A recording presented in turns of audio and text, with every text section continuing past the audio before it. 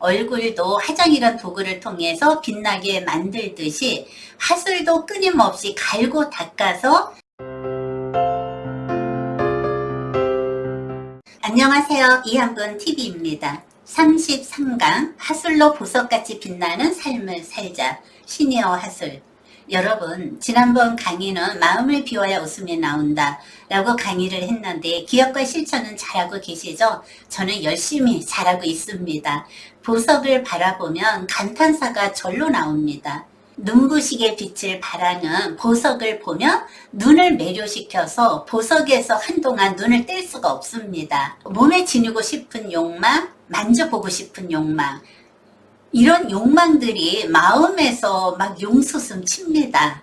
그러나 보석도 처음에는 쓸모없는 돌덩이였지만 여러 번의 공정 과정을 거쳐서 신비의 보석이 탄생이 된 것이죠.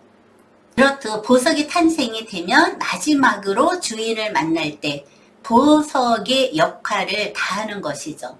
하술로 보석같이 빛나는 삶을 살자. 사람은 보석보다 더 빛나게 만들고 가꾸어야 할 것은 바로 하술이라고 생각합니다. 시니어가 되면 보석으로 빛을 발하는 것도 좋지만 먼저 하술로 빛을 발휘해서 주변 사람들과 더불어서 빛나는 삶을 살아가 보세요. 하술을 갈고 닦고 하는 것은 한순간에 되는 것은 아닙니다. 공을 들여야 합니다. 말이라는 것은 항상 나와 함께 동행을 합니다. 죽는 날까지 하술을 내 안에서 빛을 발산할 수 있도록 갈고 닦아야 합니다. 저는 수강생들한테 이런 이야기를 자주 합니다. 하술은 하루아침에 한두 달 동안에 이루어지는 것은 아니다. 이유는 간단하다. 말하는 것도 습관이기 때문이다. 나쁜 습관은 자연스럽게 나를 따라오지만 좋은 습관은 몸에 익혀서 자연스럽게 하기까지는 보통의 노력 없이는 절대로 어렵다는 사실이죠. 얼굴도 화장이란 도구를 통해서 빛나게 만들듯이 화술도 끊임없이 갈고 닦아서 나의 인격과 품성이 자신을 빛나게 할 때 주변 사람들이 먼저 알아본다는 사실을 기억을 해야 합니다. 화술은 누구를 위한 것도 아니고 오로지 나를 위한 화술이란 것을 잊지 마시기 바랍니다. 이제 하술을 갈고 닦아야 합니다. 첫째, 좀 더 지혜로운 사람이 되자. 서점에 가보면 자기계발서에 관한 책이 굉장히 많이 있습니다. 자기계발서의 줄을 이룬다는 것은 어느 특정인에게만 필요한 것이 아니죠. 누구에게나 필수품으로 한 권씩 읽어보았을 것이죠. 특정인이라면 자기계발서에 수십 권씩 다독을 했을 거예요. 100세 시대를 맞이하여 이제는 자기 개발을 위해서 끊임없이 노력을 해야 합니다. 저는 강의를 통해서 수많은 자기 개발을 하고 있지만 여기에서는 시니어 분들에게 시니어 스피치에 대해서 이야기를 하고 있습니다. 어떻게 하면 상대방의 마음을 사로잡을까? 편하게 해줄까? 즐겁게 해줄까? 상대방을 어떻게 해서 내 편으로 만들어 볼까? 내가 전달하고자 하는 내용을 갖고 상대방 설득을 잘할 수 있을까? 이렇게 노력하는 사람들은 하술의 힘이 생겨서 많은 사람들 틈에서 가만히 있기만 해도 빛을 발하고 있습니다. 즉, 하술의 힘을 발휘하는 것이죠. 둘째, 시니어가 할 일은 손자, 손녀의 화술 공부를 좀 시키자. 내 자녀는 먹고 살기 바빠서 가정교육을 제대로 못 시켰잖아요. 손자에게 교육을 시킨다면 보다 더 값진 교육이 될 것입니다. 명심보감에 이런 말이 있습니다. 한 상자의 황금을 자식에게 물려주느니 경서 한 권을 가르쳐 주는 것이 낫다. 천금의 돈을 자식에게 전해주느니 재주를 하나 가르쳐 주는 게 낫다. 이런 교육은 우리들의 몫이라고 생각합니다. 인성교육이 한때가 화두가 되었습니다.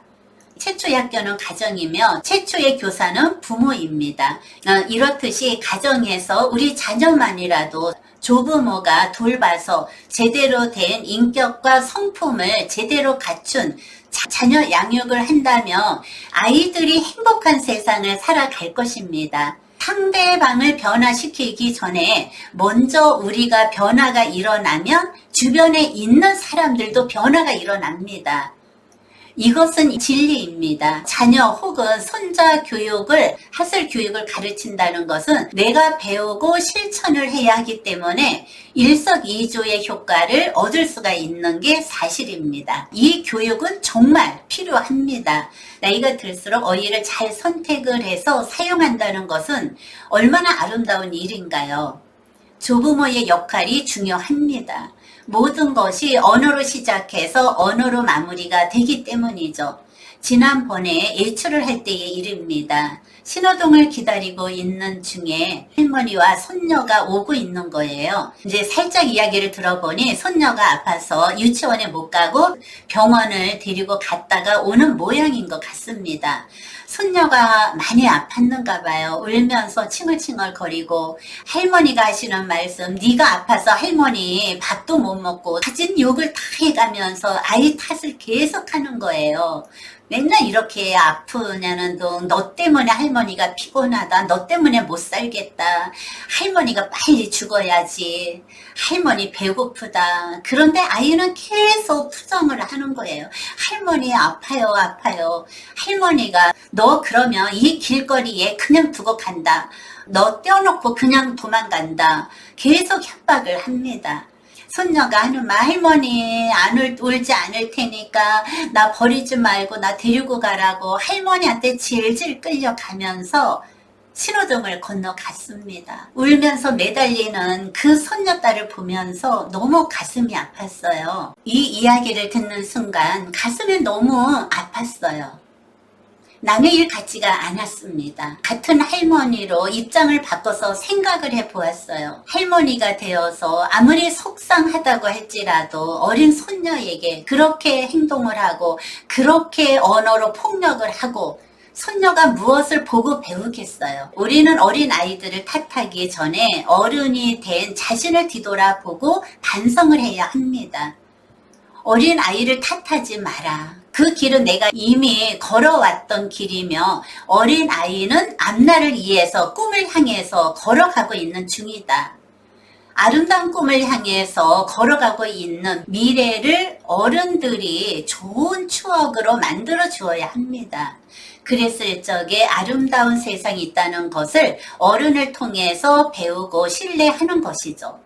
할머니의 인성이 그대로 드러나는 장면이었습니다. 어떻게 그렇게 말을 할까? 어떻게 언어 폭력을 그렇게 할까? 그 할머니의 말투를 보면서 살아온 삶이 그대로 묻어나는 장면이었습니다. 말 한마디 한마디가 얼마나 소중한가, 귀한가. 그 어린 소녀의 가슴에 버리고 간다는 말, 그 한마디가 얼마나 상처를 줄까라는 생각이 들었습니다. 전철 안에서 많은 생각을 해보았습니다. 조부모의 역할이란 무엇일까? 그냥 아이들만 돌봐야 하는 것인지, 아니면 아이들을 돌보면서 교육까지 해야 하는 것인지, 그 밑에서 아이의 부모는 부모님이라고 믿고 자녀를 맡기고 직장을 다닐 테지, 그 아이는 그런 할머니 밑에서 그런 소리를 듣고 자란다면 그대로 아이의 인성도 그렇게 성장을 할 것이죠. 나이가 들수록 모든 사람들의 모범의 대상이 되어야 합니다. 제가 바라는 것은 하수를 갈고 닦아서 가족에게 희망을 주고 주변에 있는 사람들에게 용기를 주고 덕을 세우고 사람들의 길을 세우는 보석같이 빛나는 하술의 힘을 키워야 합니다. 여러분, 하술로 보석같이 빛나는 삶을 살아가기 위해서 이제부터라도 하술을 갈고 닦아야 합니다. 늦지 않았습니다. 시니어가 할 일은 귀여운 손자, 손녀들 하술 교육을 제대로 한번 시켜보세요. 이것이 마지막으로 후손들에게 바람직한 일이며 조부모의 역할이 얼마나 중요합니까? 아이들의 언어를 보면 엄마 뱃속에서부터 욕을 배우고 나오는 것 같아요. 너나 나나 할 것 없이 교육의 현장에 가보면 청소년들이 욕이 아니면 대화가 안 되는 세상입니다. 정말 무서운 세상입니다. 대화가 무너지고 있다는 것을 피부로도 느끼고 있습니다. 이것은 청소년들만의 문제가 아닙니다. 어른도 마찬가지예요. 교육의 현장에서 언어 순화 운동이 일어나고 있지만 변화가 없다는 것은 그것을 실천을 하지 않기 때문이죠. 실천을 한다면 이러한 일들이 벌어지지가 않습니다. 보석보다 더 귀한 것은 자녀들이라는 것을 꼭 명심을 해야 합니다. 여러분, 다음 강의는 독서는 나를 변화시킨다 라는 주제로 찾아뵙겠습니다. 지금까지 시청해 주신 여러분 고맙습니다.